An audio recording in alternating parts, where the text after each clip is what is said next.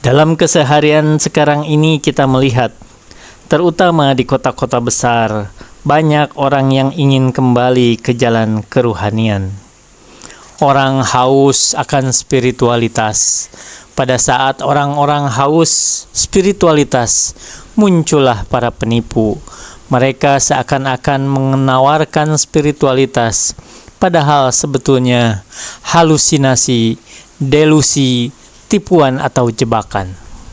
Banyak cara yang dilakukan para perampok di jalan Tuhan.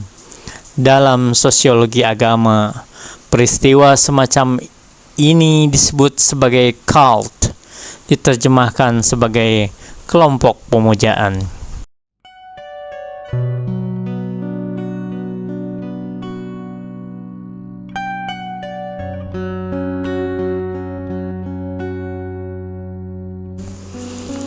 Halo Sobat Book Reading 12 yang berbahagia, jumpa lagi. Kita akan melanjutkan pembacaan buku kita, masih dengan buku yang berjudul Doa Bukan Lampu Aladin, karya Jalaluddin Rahmat.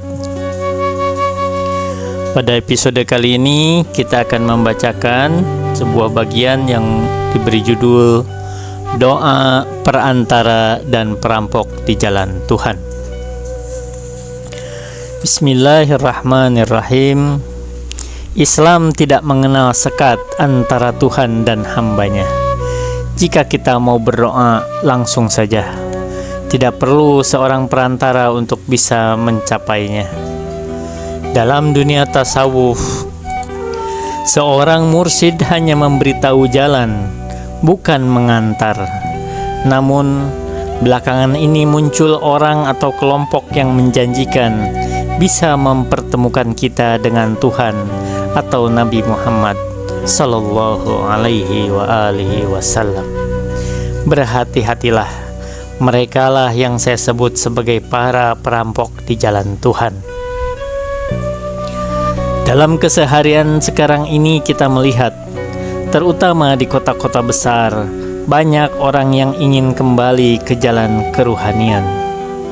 Orang haus akan spiritualitas. Pada saat orang-orang haus spiritualitas, muncullah para penipu. Mereka seakan-akan menawarkan spiritualitas, padahal sebetulnya halusinasi, delusi, tipuan atau jebakan. Banyak cara yang dilakukan para perampok di jalan Tuhan. Dalam sosiologi agama, peristiwa semacam ini disebut sebagai cult, diterjemahkan sebagai kelompok pemujaan. Tentang hal ini, saya diingatkan Imam Ghazali dalam Ihya Ulumuddin. Imam Ghazali memberi judul salah satu kitabnya dengan Zamul Ghurur, tercelanya penipuan. Kitab itu masuk ke dalam seperempat yang merusak, Rub'ul Muhlikat. Dalam kitab itu, Imam Ghazali bercerita tentang para penipu di jalan Tuhan yang menipu orang yang sedang merintis di jalan Tuhan. Jadi, orang yang sedang berjalan di jalan Tuhan itu dicegat di tengah jalan dan dibelokkan. Agar tidak kemalingan, kita harus tahu cara kerja seorang maling. Namun, pengetahuan itu kita kuasai bukan untuk maling, melainkan sebagai cara mempertahankan diri sebagai antisipasi. Dalam hal perampok di jalan Tuhan pun demikian. Makanya kita harus mengenali ciri-ciri mereka supaya tidak terjebak. Kelompok pemujaan itu memiliki beberapa ciri. Pertama, mereka memiliki upacara-upacara yang aneh dan tidak sesuai dengan praktik agama kebanyakan. Kalau ritusnya membaca subhanallah, alhamdulillah, atau salawat itu masuk akal, masih mengikuti jalur yang dikenal dalam ajaran agama. Tapi kalau untuk masuk ke kelompok tersebut, anggota yang direkrut harus mengikuti pembaiatan. Jenis pembaiatannya pun aneh. Ada yang mulai harus puasa terus-menerus dari pagi sampai malam, atau dinamakan puasa wisal. Padahal puasa jenis ini dilarang secara tegas oleh Rasul. Bahkan ada ritual yang mengharuskan seorang pengikutnya itu dikubur hidup-hidup, dimandikan air kembang 7 macam, dan ada juga yang dibungkus kain kafan, dan ada juga yang disuruh telanjang bulat. Kedua, imamnya atau pemimpinnya menuntut kepatuhan mutlak. Jadi, orang harus patuh kepadanya tanpa kritik, tidak boleh kritis. Dan itu juga yang menjadi ciri ketiga. Kelompok ini tidak mengajarkan sikap kritis. Anggota kelompok itu harus sami'na wa ata'na, kami mendengar dan kami patuh. Puncaknya, guru itu tidak pernah salah dan harus meyakini bahwa guru tidak pernah salah. Keempat, biasanya organisasi seperti ini membatasi informasi, mengontrol informasi. Kalau Anda sudah mengaji sama saya, tidak boleh mengaji sama yang lain, karena orang lain itu sesat. Begitu pendapat yang sering diungkapkan. Hanya kelompok mereka yang berhak menyelamatkan manusia. Itu doktrinnya. Selain itu, masih ada 2 lagi ciri utama kelompok yang merampok di jalan Tuhan itu yang harus diwaspadai. Pertama, UUD, ujung-ujungnya duit. Seorang anggota harus menginfak dalam jumlah sekian, harus berkorban untuk gurunya sekian, harus menyumbangkan hartanya sekian. Tapi semuanya itu hanya untuk kepentingan guru dan kelompoknya. Kedua, dan ini sangat berbahaya, UUS, ujung-ujungnya seks. Saya mengenal seorang yang terjebak ke dalam kelompok seperti ini. Ia seorang wanita karir bernama katakanlah Helen. Ia masuk ke kelompok seperti itu sudah lama. Saking lamanya ia tidak bisa melepaskan diri dari bayangan sang guru. Helen menceritakan pengalamannya kepada saya. Aku tidak bisa melepaskan diri dari bayangan guruku. Ia masuk dalam mimpi-mimpiku. Pada suatu malam aku pernah terbangun. Aku duduk dalam lingkaran. Di situ ada guruku, Nabi Muhammad, Tuhan dan Yesus. Guruku menyebutku Hafsah, salah seorang istri Nabi Muhammad sallallahu alaihi wasallam. Aku pernah melihat Nabi Muhammad datang kepadaku, memanggilku dengan mesra. Pendeknya, kemudian terjadilah pergaulan suami istri antara Hafsah dan Nabi Muhammad. Beberapa saat setelah itu aku baru sadar bahwa Hafsah itu aku dan Nabi Muhammad itu adalah guruku itu. Helen seorang sarjana dan profesional. Ia cerdas dan kaya. Ketika ia mulai tertarik pada hal-hal spiritual, kawannya membawanya ke pengajian tasawuf. Ia diperkenalkan kepada seorang guru, tapi bukan guru terkenal. Tampaknya guru itu tidak mengisi pengajian umum. Ia memusatkan pengajarannya pada komunitas khusus dengan tema khusus. Di seluruh alam semesta, hanya dia yang mempunyai pengetahuan khusus, ilmu makrifat. Ia mau berbagi ilmu makrifat itu hanya kepada manusia-manusia pilihan yang ingin berjumpa dengan Tuhan, dengan mengamalkan ritus-ritus tertentu, berzikir, berpuasa, dan bersemadi. Helen berhasil melihat Tuhan. Berkali-kali sesudah itu ia mengalami trans. Bukan hanya berjumpa dengan Tuhan, ia juga dapat berkencan dengan para nabi. Makin dalam pengalaman rohaniahnya, makin bergantung dia kepada sang guru. Helen yang cerdas kehilangan daya kritisnya ketika mendengarkan kalimat-kalimat gurunya. Ia berikan apapun yang gurunya minta, mulai waktu, uang, kendaraan, rumah, sampai kehormatannya. Semua ia lakukan di lingkungan bawah sadar, sampai ia disentakkan salah satu kuliah psikologi. Buku berjudul Saint and Madman karangan Russell Sorto menyadarkannya bahwa gurunya dan juga ia bukan orang suci, tapi orang gila. Ia bukan mengalami pengalaman rohania, tapi gangguan mental. Sayangnya kesadaran itu muncul setelah ia kehilangan banyak. Tentu tak terhitung banyak orang seperti Helen, sosok manusia modern yang jenuh dengan materialisme gersang.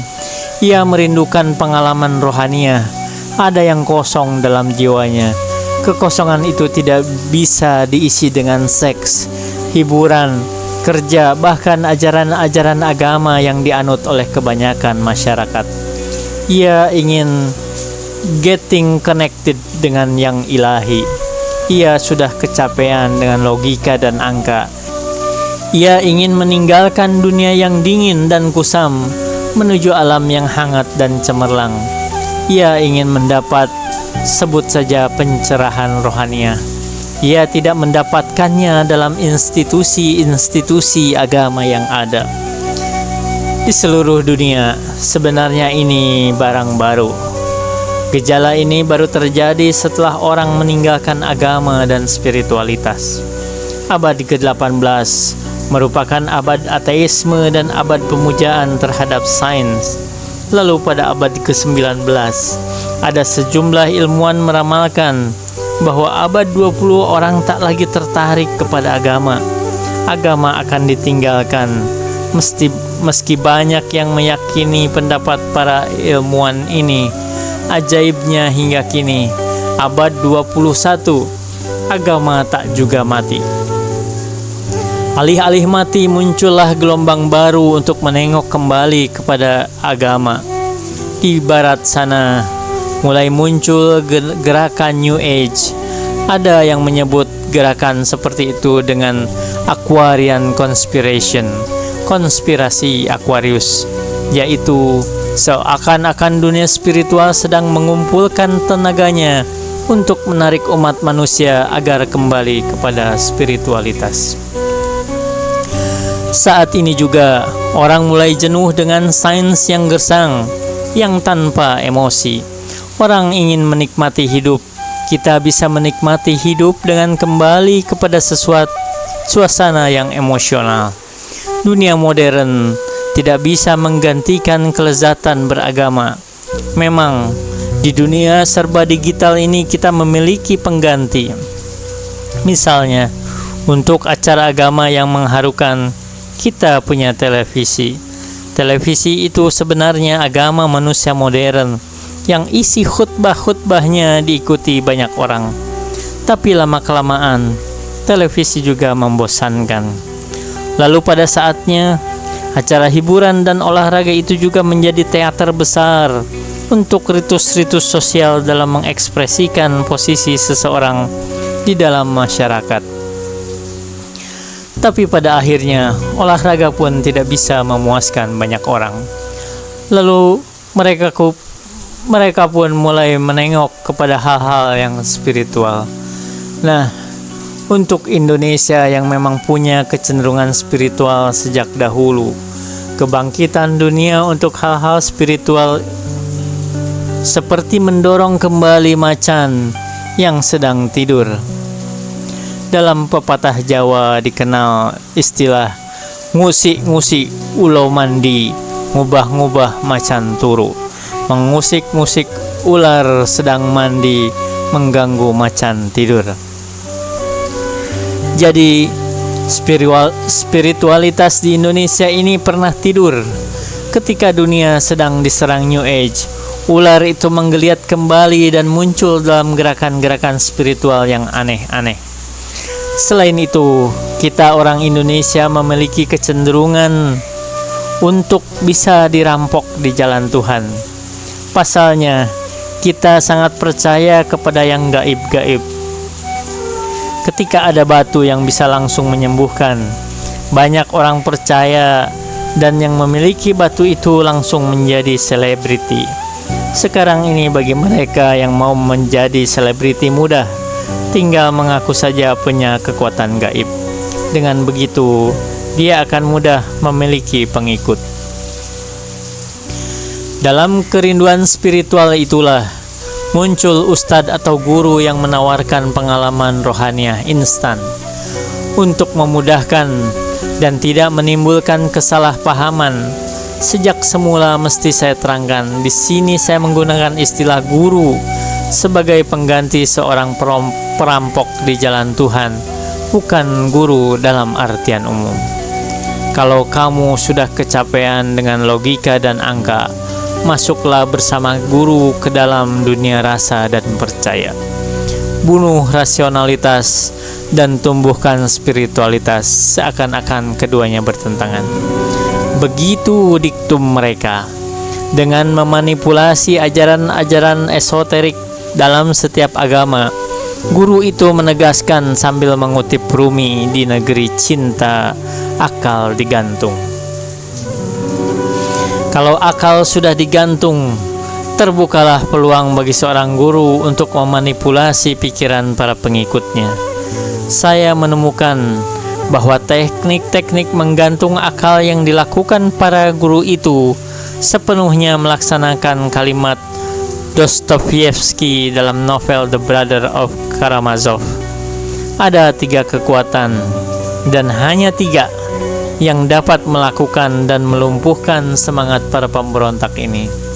Ketiga kekuatan itu adalah mukjizat, misteri, dan otoritas.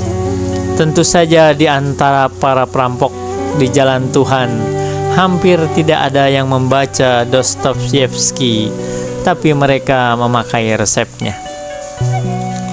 Jika mukjizat di tangan para nabi berarti pertolongan yang Allah turunkan untuk meneguhkan kenabian atau kerasulan mereka, di tangan para perampok di jalan Tuhan, mukjizat lebih berarti kumpulan dari halusinasi, ilusi, dan delusi. Seorang guru menciptakannya dengan merusak otak pengikutnya melalui ritual yang aneh-aneh. Salah satu teknik yang paling populer dan paling efektif adalah pengurangan waktu tidur, sleep deprivation, apalagi bila dibarengi dengan tidak makan, food deprivation. Dalam keadaan normal, otak kita mensintesiskan pil tidur alamiah sepanjang waktu bangun kita. Sesuai dengan ritme biologis, kita tidur pada waktu malam. Karena deprivasi tidur, pil tidur alamiah itu berakumulasi dan bermetabolasi menjadi produk-produk beracun. Akibatnya, mula-mula timbullah gangguan mood, pergantian antara euforia dan depresi. Kemudian menyusul gangguan mata yang menimbulkan halusinasi, melihat cahaya dan benda-benda bergerak, delusi, dan puncaknya disorganisasi pikiran. Sederhananya, gangguan jiwa. Seperti pengurangan tidur, guru juga menciptakan pengalaman rohaniah dengan upacara, seperti latihan masuk kubur, gerakan kolektif yang berulang-ulang, atau penggunaan obat-obat kimiawi. Murid mengira mereka mengalami pengalaman gaib.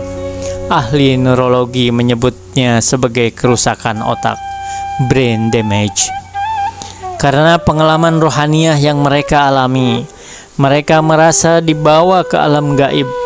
Di sekitar kehidupan guru berkumpul berbagai misteri. Guru pemilik ilmu-ilmu yang sangat rahasia. Guru malah mengembangkan bahasa sendiri. Istilah-istilah agama diberi makna baru. Perjalanan bersama guru adalah perjalanan menyingkap tirai-tirai kegaiban. Murid tidak bisa menyingkap rahasia itu tanpa bimbingan guru. Seperti kata Dostoyevsky, dengan menggabungkan mukjizat, misteri, dan otoritas, bertekuklah jiwa-jiwa kritis ke kaki sang pembawa pencerahan. Jika kita memiliki teman atau saudara yang mulai terjebak oleh para perampok di jalan Tuhan, kita mesti mengingatkannya, mesti mengobatinya. Kalau dia tenggelam sampai ke dalam batas psikopatologi, gangguan kejiwaan, hanya dokter jiwa yang mampu mengobatinya. Kalau agak ringan, mungkin melalui dialog-dialog dan membebaskan mereka dari pergaulan organisasinya.